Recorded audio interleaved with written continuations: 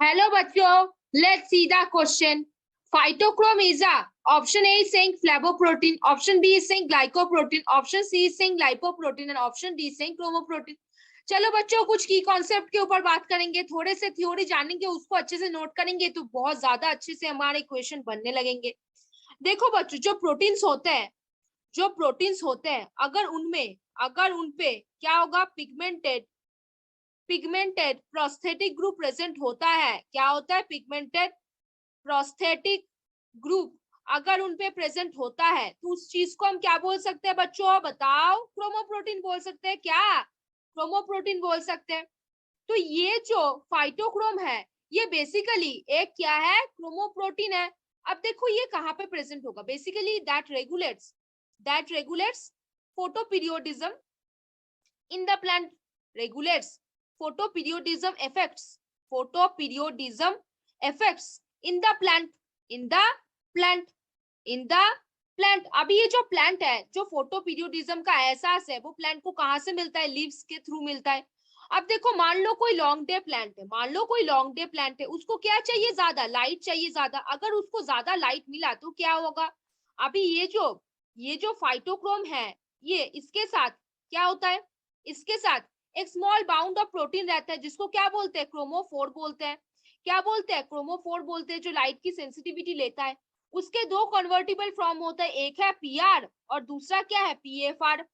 PR किसके लिए? Red light के लिए होता है। पीएफआर किसके लिए? फार रेड लाइट को लेके होता है। इसका वेवलेंथ का नैनोमीटर कितना है? 680 और इसका 720 nanometre.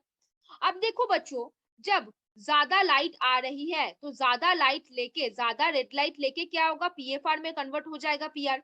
To convertible form of the protein है ना, ये 680 नैनोमीटर का है और ये रेड का है, ये 720 नैनोमीटर का है और ये फार रेड का है। अब मान लो बच्चों, जो लॉन्ग डे प्लांट होता है उनका क्या होगा? वो ज्यादा देर लाइट में रहेगा तो ज्यादा रेड लाइट को एब्जॉर्ब करके पीएफआर में कन्वर्ट हो जाएगा। तो उनके लिए क्या होगा? जो पीएफआर होगा मोर देन क्या होगा? पीआर। तो उनका जो ये रेशियो है पीएफआर बाय पीआर क्या हो जाएगा? ग्रेटर देन 1 हो जाएगा। वेरी गुड, आपने तो समझ लिया। फिर देखो, जो शॉर्ट डे प्लांट होता है उनमें क्या होता है? जो पीआर है वो भी पीएफआर में कन्वर्ट होता है। कैसे होता है हमने तो पता ही है, लाइट लेके, रेड लाइट को लेके।